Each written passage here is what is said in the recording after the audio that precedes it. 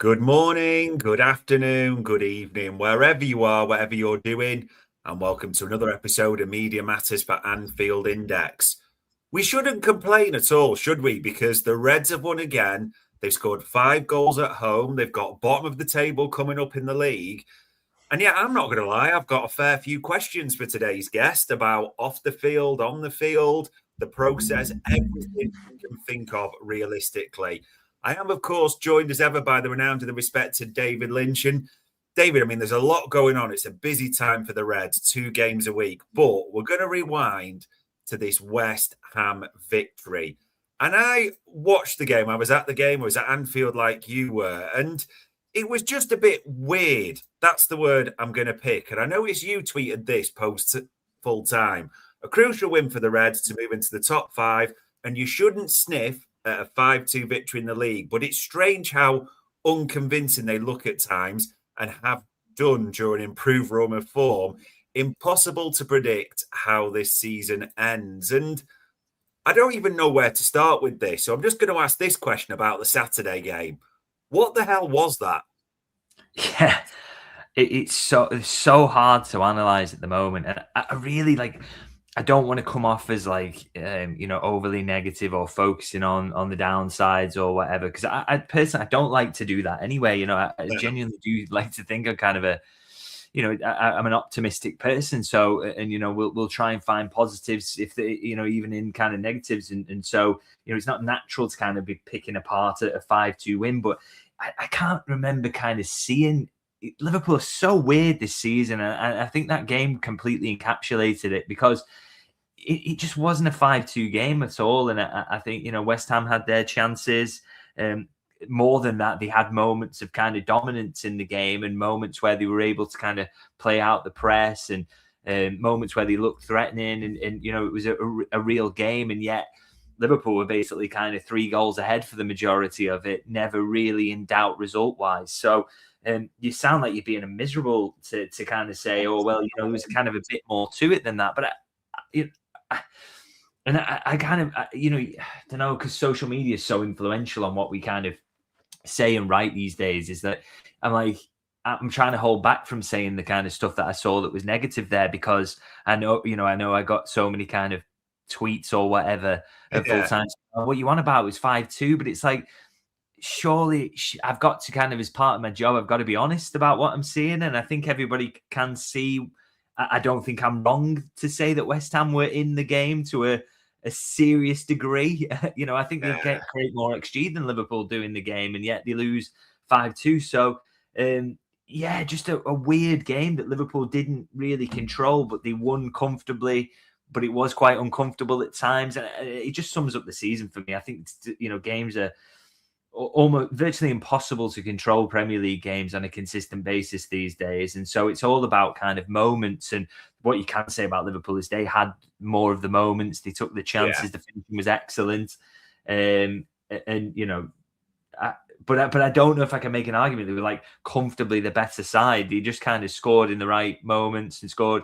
But that's, the main positive, and the best thing you can say is that if the league is like that and the game is about moments and control is pretty much impossible to gain, then just go and win the game. And I tell you what, you can say Liverpool did is they went and won it, and it was a really important win as well in terms of the top 5. So, that's massively positive. And there were loads of good aspects of the performance as well in there. But yeah, just so weird. Such a weird team, such a weird season, generally speaking. It didn't seem like a 5-2 to me, really. It is weird, and you've got to try and be factual when you're analysing this. But we were in the concourse at half time, and there's some regulars that we sit with. And Big Lee, if he's watching, he's a mad scout, so he came in, and I saw him at half time, and he just walked past and went, "How the hell are we 3-0 up in that game?" type of thing. And I know Set Pete, you don't want to say hark on about the negatives, but even on the stats, everything was quite equal in terms of possession, chances. I had even a scan at half time, and West Ham had 121 successful passes up until our 120. So pretty much neck and neck. It just was, weirdly to say, 5-2, but a pretty even game apart from the scoreline. Yeah, I would say so. I mean, I know West Ham take fewer shots than Liverpool, Yeah, but of course the XG tally shows that the quality of the shots that they were taking was a little bit higher, so it kind of leveled out in that regard. I mean, I think they edged the possession just slightly as well, which for a team fighting relegation at Anfield, I mean, that's way outside of your expectations, isn't it? And not something we're used to seeing at all. But like I say, I'm watching. This is not a Liverpool thing, so it's not a criticism of Liverpool. Like, nobody's controlling games that much anymore. And so, I watched that and it was just, I thought, really indicative of how the league is at the moment, in that they couldn't keep the foot on Wolves' neck and West Ham's neck. And even at 3-0, West Ham still think, we can create chaos, we can create moments of our own, we can get into dangerous areas. And they did consistently. And so you have to give credit to them, by the way. I think it shows, if anything, it shows like the quality level of this league is a joke. And you look at some of the players they've got. I thought Fernandes was good. I really liked Magassa. yeah.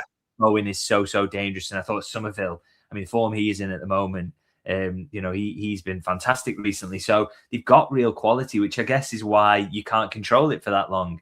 But yeah, so it made for, as I say, a largely even game, even though Liverpool win it comfortably in the end, and being good at set pieces, that shows you how worthwhile it is. But it's just not what you expect. It's so weird. It's so strange, but it's happening to everyone now. The league is just crazy. It is. We do come out the right side, and as you said, there are some positives. We got to start with this guy, Hugo Ekitike, a goal, a couple of assists. I loved his interview as well, that was serialized through the site, saying, to be honest, I could have scored more. I'm not that happy, but it's not only about goals, it's about assists as well. Today, I think I gave 1 or 2 assists. He was good again in this one, a goal, a couple of assists. What a season he's having. Yeah, brilliant. I mean, to be honest, he's probably taken on the mantle of being Liverpool's most important attacker this season, and because of the form of some of the others, and he's done so seamlessly. I mean, Wirtz, it's took him a while to get going. We're not seeing him at the moment, but Ekitike stayed pretty consistently fit. Touch wood, why did I say that out loud? Yeah. But it really has, and he started the season really well as well. So we've seen very few dips from him, and he's just. Yeah, he could. I mean, that's the brilliant thing about him, actually, is that he could have more goals, and I think you can see where he can get them. I mean, the heading improvement is clear that he needs to make, and they're working on that with him. I think there's one where he kind of rejects the opportunity to shoot in this game, where it's a good opportunity for him. But I mean, these are just reminders that he's 23 and it's his first season in the Premier League. I mean, you just think, in a couple of years' time, how good is this guy going to be? Because he's already absolutely brilliant. So really, really exciting. And I slightly worry about him, the workload that they're having to put on him at the moment. That's the only concern, because he's very, very good and he's going to get better from here as well. So it's really, really exciting to watch. He is. He's been sensational. And if he can go on another run, that will come at just the right time. And this player I want to call out, because I think this player kind of summarizes the whole weird thing that we're talking about at the moment. Alexis McAllister said after the game, we're happy with the result and we need to keep improving. He scores a brilliant goal in this one, that volley, and that's back-to-back goals, which is great for Alexis McAllister. And yet, if I take that out, and people say, oh, you can't just take the goal, again, I thought he was dribbled past a lot by Fernandes or Bost in the midfield. Is he not a good representation like on Saturday? A goal, but I didn't think he had a great game and just struggled in the way we expected a little bit. Yeah, I think kind of summarizes the season, as you say. I mean, it's interesting. I think he wins 6 out of 9 ground duels, which again, I think it was similar at Forest. He kind of came out on top in ground duels, and you think, didn't feel like that at the time, because I think the times when he does get beaten, they're really kind of obvious and they really kind of stand out in the moments that create real threat, because of course he's in that double pivot, and once you get past that, you're in at the back four and it feels a little bit nervy. So but it's clear he's not been as good as last season. There's a struggle there, and I wonder more than anyone maybe whether he is struggling to deal with the fact the Premier League is it as it is at the moment. There is this excess focus on physicality, and if there's for all his strengths, and he's an intelligent, brilliant footballer, and I will repeatedly say he was Liverpool's best midfielder for me last season as they won the title.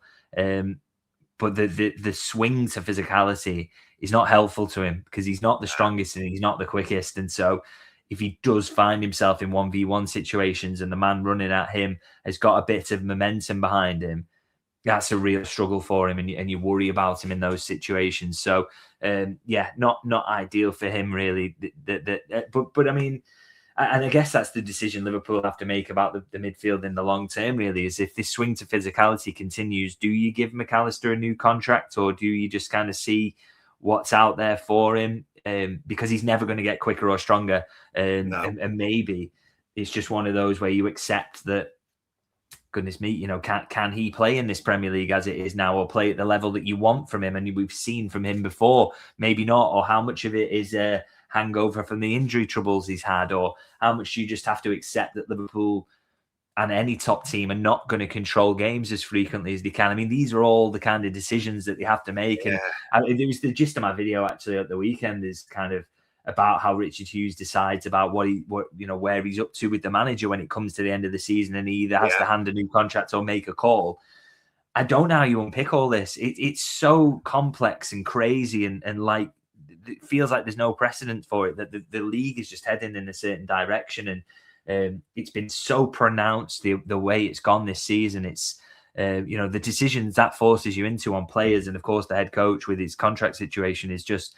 It's just mad and really, really difficult to unpick because there is so much complexity to it. And I wouldn't like to be the one making the decisions about these things.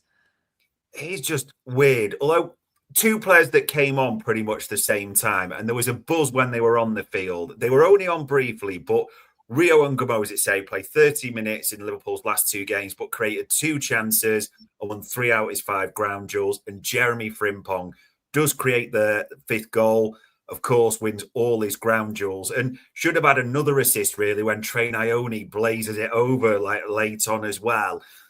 I think, are they a good representation of what the league was like? Pace, trickery will always be in fashion in the Premier League.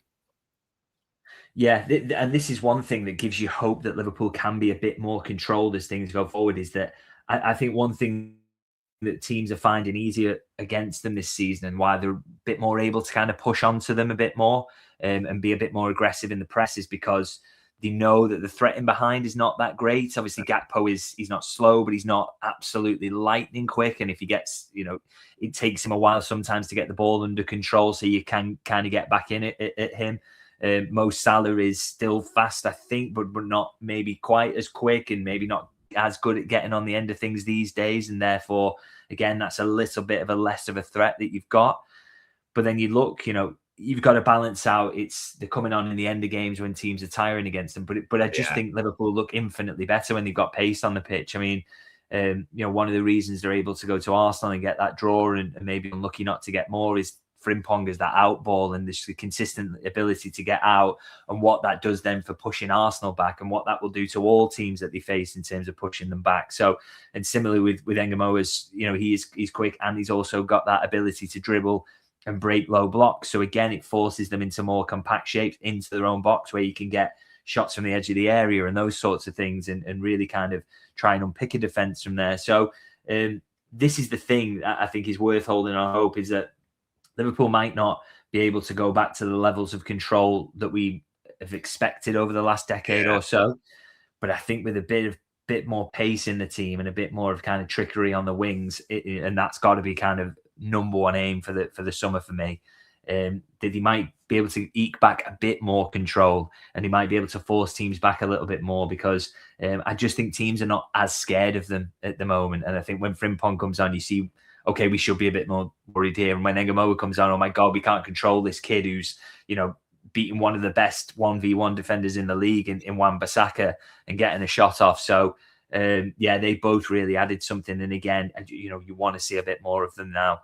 We want to see Frimpong stay fit. And, I'd say don't want to overuse Ngamo, but I would quite like to see him get at least one Premier League start between now and the end of the season, at least one Champions League start between now and the end of the season, because I think he's ready for that now. It does feel like we're just nudging that door. And Cody Gakpo was an interesting one, because you mentioned the wingers there, and Arne Slot spoke about him this morning, saying I don't judge them only on the goals they score, but for our attackers, I know that's what they want, and that is scoring goals. I was even more happy for him to score because I think he needed that goal. I think that's a fair comment, the last one, because he struggled. I mean, it hit his heel. He couldn't beat his man. He just felt like you could almost see the relief when he scored in this one. Yeah, 100%. It seemed to mean a lot to the player, didn't it? And I think the thing is with Gakpo, he's clearly had a poor season. There's no getting away from that. But I just think they've put a little bit too much expectation on him. I just don't think he's ever going to be a player that's the main man. You know, it doesn't seem to be his personality, and maybe his quality level is not there either. I think he's someone who needs to be dipped in and out, used in the latter part of games to kind of see them out, or maybe come on to get you a goal threat, a goal with his kind of his shooting is excellent when he gets in positions. So that's what you need to get from him, really. And again, he's not someone who's kind of coped that well with the Premier League being a bit more physical, because he's massive, but he doesn't really use it. He doesn't throw himself about at all. And that's something I think he could improve, but he hasn't. So I just think with Gakpo, it's not been his season, but you can get more from him than you have recently. And so I'd like to I'd like to think Liverpool can get more out of him. I think they need to take some of the workload off him. They need to see a little bit less of him next season, and you need to get another option there so he can be dipped in and out.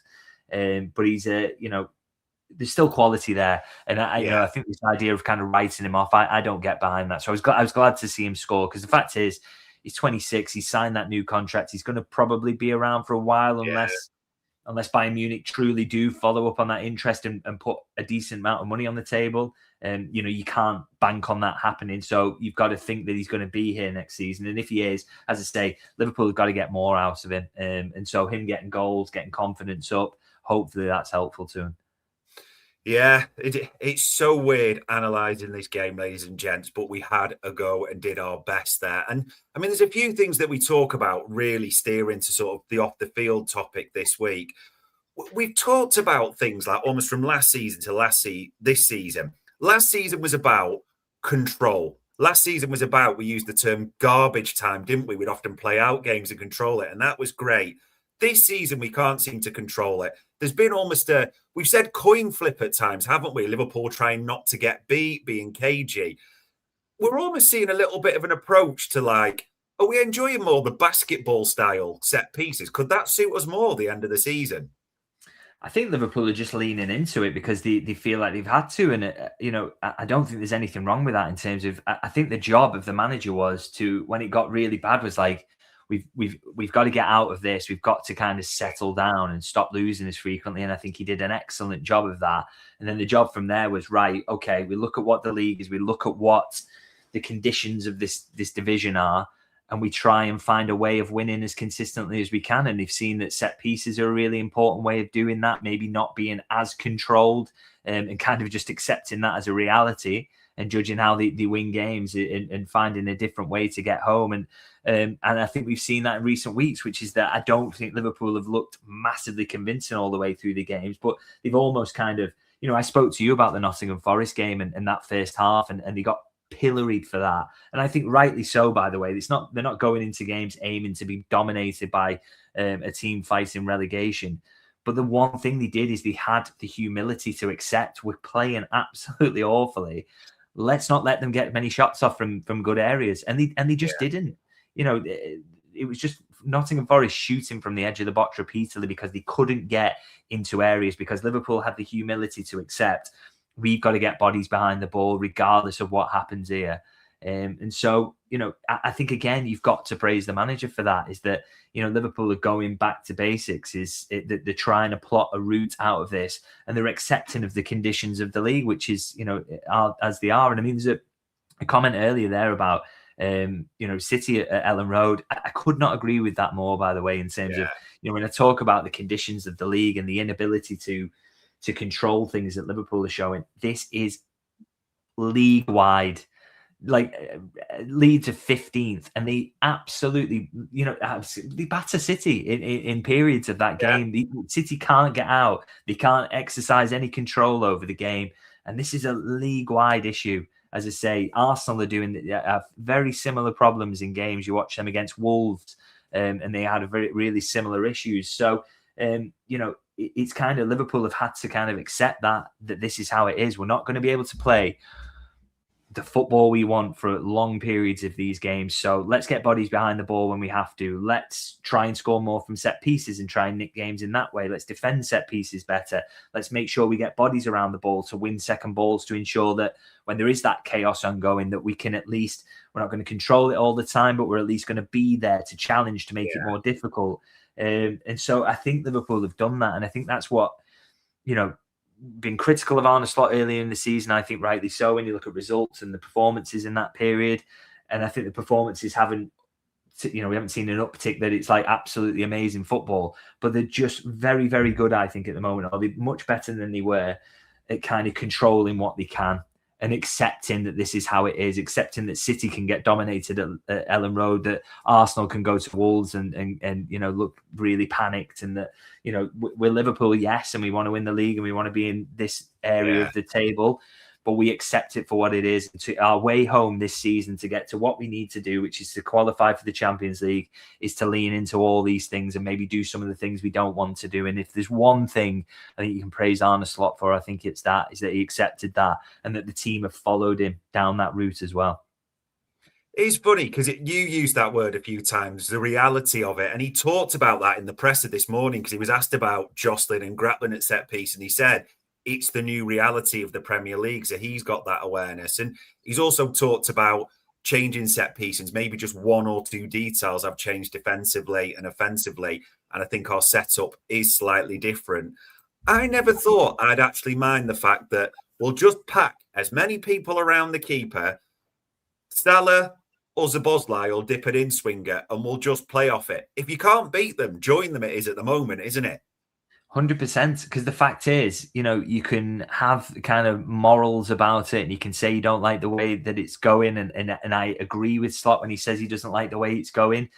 But equally, he would accept, he would be mad not to lean into it as well. Yeah. I mean, why shouldn't Liverpool get 3 goals from corners? Because it's, the only reason they beat West Ham at the weekend is the prowess at set pieces. So, that would have been 1 point instead, maybe, or maybe less than that. So, you've got to accept it and use it while it's there. And I think what should happen, I think IFAB should be looking at this. I think there are rule changes needed to make set pieces less threatening, because I can't keep watching games like this, and I don't think anybody's enjoying it. And I think Arsenal against Chelsea yesterday, so much quality on the pitch, and all you get is 3 set piece goals. It's it's dreadful, really. And it's I saw a great post on X about kind of, you should almost just kind of sack off the 90 minutes and each team gets 5 corners each and we see who wins the game. It's turned into that because there's so much risk aversion in open play, because everybody's like, well, if we just like kind of sit in and make the game a bit stodgy, well, we'd probably nick a goal from a corner anyway. So, I think rule changes need to come in. And as Arne Slot said, it's not the way he likes to play football either. But while it's going on, while it's there as a tool to be exploited, then absolutely Liverpool should be doing, and they are doing now. And I think, again, it's humility to kind of compromise on your beliefs and go down that route. And Liverpool have done that. And the improvement on set pieces since the change has been, it's stark, really. But it's had to be done, and Liverpool have done it. And I think praise to them for that. And there's that insane stat, isn't there? 7 consecutive set-piece goals or whatever it was up until half-time. So we'll take it. Don't really mind too much. Although this player doesn't seem built for set pieces. And we got some, let's say, bad news. We kind of expected it in the presser this morning, doesn't it? That not going to be available for Wolves Tuesday. Unlikely to be available Friday. Do we really care too much about Friday? We just want him back for Galatasaray, don't we? Yeah, I think if you're going to have a week that he misses, you're probably 2 games away to Wolves. I mean, I know they've improved, and we'll probably talk about that, but it's not the worst possible games. It's not like having Manchester United away or whatever. Albeit we might be talking about missing him come full time on Tuesday, but we'll see. So yeah, and the fact that, of course, when he started, he said, "Oh, he's got this back injury, and we don't know when he's going to be back." And initially when he said that, you kind of like, oh. Is this going to be one where it kind of sneaks out that he's out till the end of the season? So, some relief there. And yeah, to get him back for Galatasaray and Tottenham, that would be pretty handy. Hopefully Liverpool can just do the business in his absence in the meantime. Yeah, fingers crossed on that one. And funny you mentioned Spurs and different ones. There's a lot of reports, you'll see this off the field, about clubs who are struggling financially, like Chelsea have got horrendous financial problems. Who knew? Selling the women's team doesn't work to yourself and all that. But Villa the same, Spurs probably looking at the cost of relegation. There is links, but Liverpool always use that phrase, and I'm doing like Dr. Evil quotes, but opportunistic. They will be looking at a lot of the relegated players or the relegated teams, won't they, and picking their players, all thinking who's in trouble financially. Liverpool have well got their eyes on that market, shall we say. Yeah, we've just seen it in the past that they always like those kind of opportunities if they're there, and if there's a player that shows up well to them in the numbers and that they've scouted and they like and they go down, it just makes it far easier to do a deal. So they will be keeping an eye on that. Now, in terms of some of the names you see, and I'm sure they are players you like. I mean, the Morgan Rogers one is always interesting to me because he definitely is kind of someone who they've watched and have liked down the years. But you've also got to say, like, they've got Florian Wirtz in the number 10. Szoboszlai can play there. Rogers can play off the left, but he's not a natural winger, and I would rather see them go for an out-and-out winger profile there, if I'm being honest. So he doesn't kind of make sense from that point of view, really. But yeah, the clubs that have got the financial issues like that, maybe there's someone else at Villa they might look at and they might like, or Tottenham, as you say, are in real trouble. Chelsea are 100% going to have to make sales, particularly if Liverpool can kind of make sure that they miss out on the Champions League. I think that would be important. So Liverpool, they're not daft. They do keep an eye on these things. And funnily enough, we talk midfielders. There's been links to Bergvall at Spurs. Spurs are in the equation for relegation. Fernandez well impressed on Saturday as well, doesn't he? And there's been, I wouldn't mind that sort of being firmed up if they're relegated. Yeah, he looks a good player, and of course, as you say, yeah, they're in a bit of trouble at the moment. I mean, he's only 21, isn't he, for Fernandez? And it kind of he just looks a real talent. Like, it looks like he's kind of suited to the Premier League as it is now as well. So I don't doubt he's someone they're kind of keeping an eye on. And it's all about what needs eventually come up for Liverpool. Do they kind of need in that position, and does someone leave that opens up an opportunity? But if they do, Liverpool They do watch these things, and we've seen with the Shaqiri deal, the Jorginho Wijnaldum deal, that they will look to these clubs that go down, and if they've got players they like, then they'll go for them. Yeah, definitely one to keep an eye on for the summer. In terms of more immediate things that happened this week, we wondered what we get from the Champions League draw. And I suppose we got Galatasaray in the last 16, which you think it is easier officially than Atletico on paper. But it's the bracket that it's put it in. It's almost short. Is this a feeling of it could be short-term gain, long-term pain, the bracket we're in? Yeah, but I guess the way you've probably got to look at it, I mean, look at the draw has always been there, hasn't it? There's not a lot you can kind of do about that. And, it just is what it is, really. You've got to accept it. And if you're going to win it, you probably have to play some decent sides. So you kind of had to accept that. But it obviously would have been nicer to have an easier run. But I guess the job for Liverpool, just beat Galatasaray if you can. That's not a given they'd already lost to them this season. So, get through that tie, and then you can worry then about what is on the other side of it, can't you? So it's not something I think they should be thinking too deeply about, if I'm honest. I think they've got to get through this first tie and see where they're up to, see what the condition the sides they come up against are in. And then plot the route from there. I mean, I don't see them amongst the favourites of the Champions League this season. I think that for me, just the huge priority is getting back in there and getting the summer right, so that they can be a really top side that should contend again. But obviously, let's just see if they can get to the other side of Galatasaray. We'll see who comes up next, and then it's just one game at a time, sort of thing. I know it's the boring kind of manager answer, but it is so true in these competitions. And to be fair, the further you go, the more cash you get as well, which is a positive at the same time, which was probably the other big story from the week, wasn't it? That Liverpool post their results, an £8 million profit. And it's interesting because people have looked at different things and people have said, look at everything that goes up. The income goes up, the marketing goes up, great, but the wages go up. Am I in the minority thinking, like, I don't care how much wages cost if we win a Premier League. Yeah, we're going to pay more to win a Premier League. Who cares? Yeah, absolutely. That's it. Because a big factor of the wages going up was, well, obviously extensions to Salah and Van Dijk were a chunk of that. There was still some elements of Klopp and his staff being paid off, which is, I couldn't get an exact figure on that, but I find that kind of, I don't know, it seems strange to me if someone steps down and yet you're still paying off the contract. But hey ho, I don't make these decisions. But yeah, also bonuses for winning the Premier League as well. So I wonder whether some of those will bleed into the next accounts as well, actually, interestingly, because it's obviously the cutoff is the 31st of May. So whether they've done all the payments up to there, I'm not sort of sure. So we'll see with that. But yeah, the fact is Liverpool's wage structure is done in such a way that if they win things, it costs them money, and they're absolutely fine with that. And I think, the key thing, I think the takeaway there really is the fact that obviously it's an £8 million profit, but there's a 60 million jump in media revenue that comes pretty much solely from the fact that they're in the Champions League. So would have been a 52 million loss otherwise. So just shows you really how hugely important it is for Liverpool to be in the Champions League. And I mean, we've seen proof of that because they lose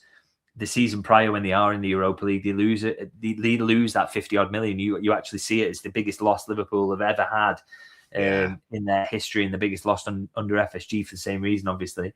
So it's just vitally important to get in the Champions League. And so finishing in the top 5 this season is absolutely massive. They've got to get there, really. And if they do, then all the transfer plans can stay in place. They can do what they need to.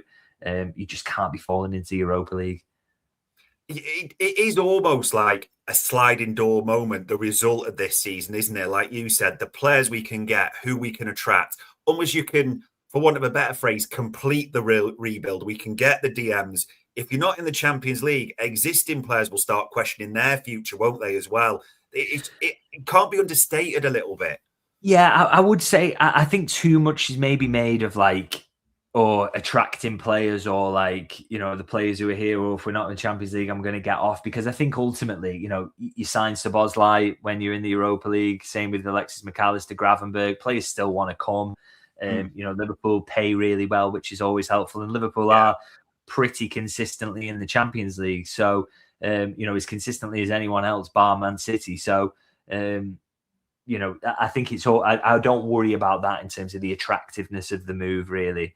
It's just more about what can they afford to do and how can they plan for a summer. And, and I know they spent money after the last Europa League, when the last season they were preparing to go into the Europa League, but then they didn't the season after. And Arne Slot kind of gave the game away a little bit a few weeks ago, didn't he? In suggesting that one of the reasons that they didn't spend was because they'd only had a Europa League season behind them. So it clearly does contribute, and we can see it contributing to the profit and the loss. So, and no matter what anyone says, Liverpool can financially take the hit. Cash flow is great. Liverpool are in really strong place financially, but we know with the way FSG run the club that they are, for me, quite conservative at times.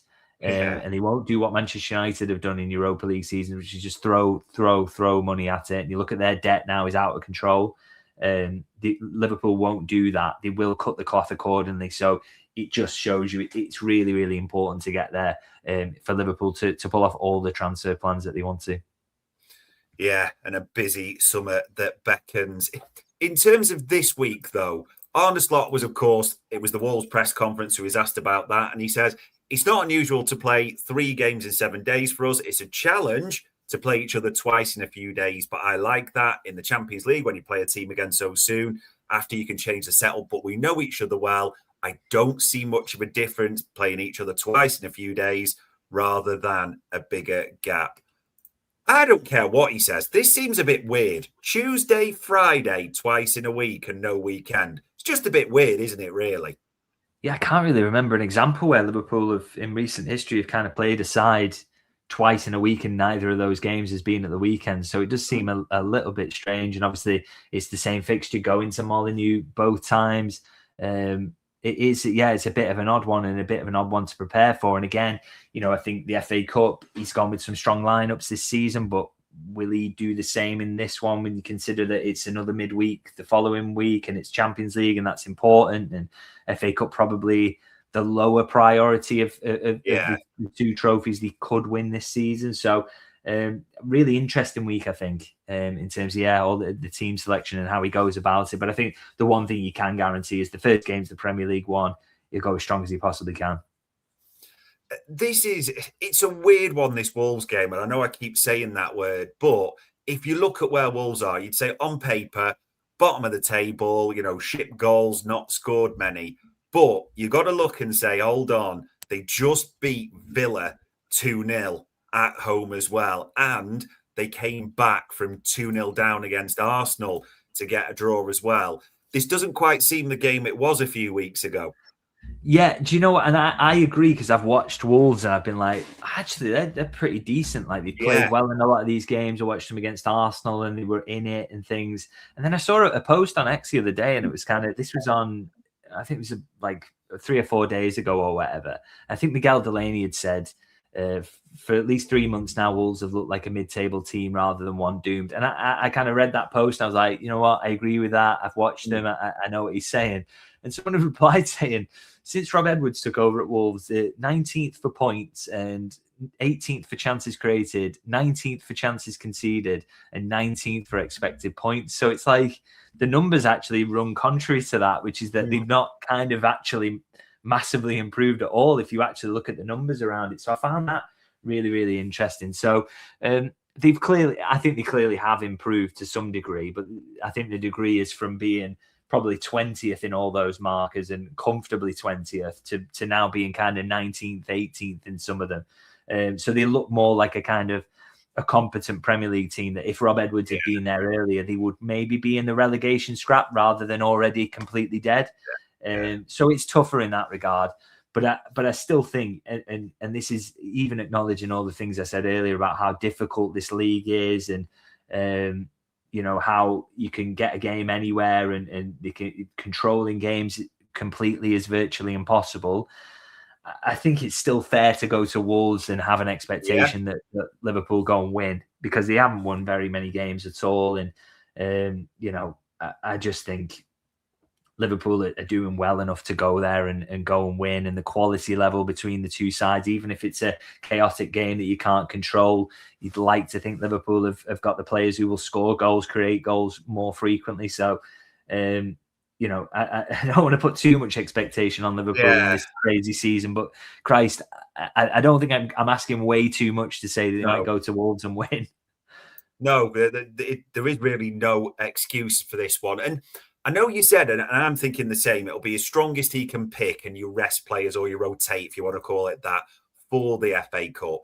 In terms of this, though, about freshness maybe in the lineup, you think Robbo didn't play a single minute at the weekend. Curtis Jones didn't play a single minute at the weekend.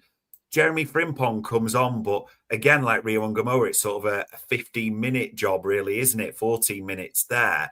Do you think we might see a bit of freshness, shall we say, in the lineup? I think the freshness, I think he will look to maybe just do that in the FA Cup game, to be honest, in that because it's just of lower importance and it's just so crucial that they keep picking up points in this period when, things are starting to turn for them. I think Chelsea are struggling. Chelsea have got Villa away this weekend, I think I'm right in saying. So, that could be an ideal one where both drop points for Liverpool. So we'll see how that goes. But obviously, a real chance for Liverpool to gain points on one of those. So, it's crucial. So I think what he's going to want to do is kind of go with what he thinks is his strongest team at the moment. And then if he needs freshness on Fridays, the chance to do it, and you accept that, okay, we're not maybe giving ourselves the best possible chance with our team selection in the FA Cup, but it should still, if you bring in Jones, if you bring in Frimpong for a sub appearance on Tuesday, and then you're able to give him maybe 60 minutes to kind of ease him back in on Friday, that would be absolutely perfect. Maybe even a start for Chiesa, because you've got to protect Ekitike, when the FA Cup games comes around.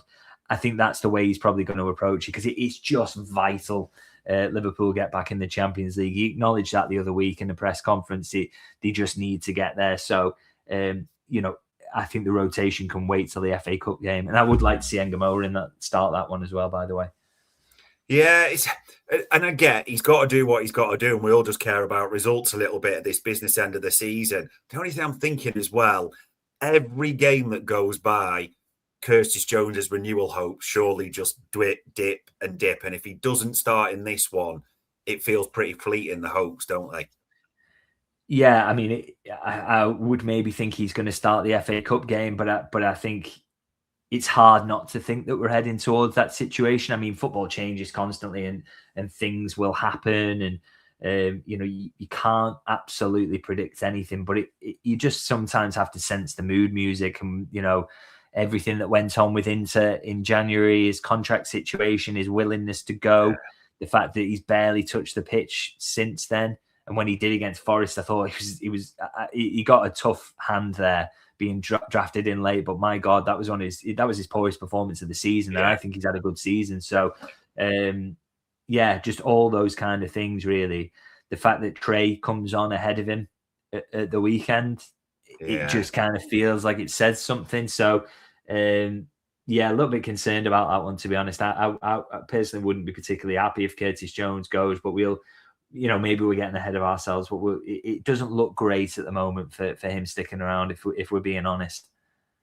It really doesn't. And I suppose a couple more, because for us as well, when you look at results recently, however we're getting them, and these are difficult to analyse, we are getting results. And you see with Liverpool's form now, you see those green wins popping up, the FA Cup victory as well. A little bit as we talk about set piece, everything else. Against Wolves, we're still at that stage of maybe we don't care too much how we perform as long as we win. We're just at that stage of the season. It just has to be Champions League. Yeah, absolutely. I'm one of those. I talk a lot about process and whether that's good and doing X, Y, and Z to make sure you consistently win games. I think a lot of that's going to go out the window in the final 10 games or so, because I just think it's just win. You have to win. You have to just win, because the fact is, Man United are not going to look absolutely sensational in underlying numbers. Neither are Chelsea, neither are Villa. They haven't all season, if we're being honest. But every time they get 3 points, it's crucial to them getting into the Champions League. And so for Liverpool, you have to kind of throw out your ideas about, like I say, about process and looking like a good underlying team. I don't care. I don't care if it's 2-2 on unexpected goals and West Ham have more possession at Anfield if Liverpool get 3 points. And, I just think they've got to get over the line, because, as I say, I think we'll be able to make a judgment come the summer about how much of the struggles this season have been based in kind of how much is it the head coach, how much is it the injuries that Liverpool had, and they are definitely a factor at the moment as well. How much of it is down to the fact that the league is as it is, and maybe Liverpool needed more physical profiles to cope with that. Maybe they needed wingers to push teams back and have more goal threat than they've got at the moment. But you can have that conversation when you get there, and you just have to be in the Champions League when that conversation is happening. And I think for Arne Slot to be able to say, give me a new contract, let's do the summer's business, and I will make this a title-winning team, he has to be in the Champions League to do that. So I think he's just going to want to get there by hook or by crook, really. And, the big kind of discussions around that then will, they can take place in the summer, as I say, because the fact is, one of the things I think I've consistently said throughout this season is I think we have to park the idea that Liverpool are going to look aesthetically great when they are good again. Yeah. And you can already see it at the moment. They're not great again. I still think there's definitely development to come, and they need to get better going into next season. But I think, it's clear that, like, because I just think the idea that they're going to look good while they're doing it basically has got to kind of go, because it's just... The underlying numbers can be better, and the process can be slightly better. But the type of football they're going to have to play to be a good team again, we are seeing it now. The 2 defeats in 21 games, they've won 6 of the last 7 Premier League games, and the process doesn't look phenomenal, but it looks slightly better. But the aesthetics are still looking awful.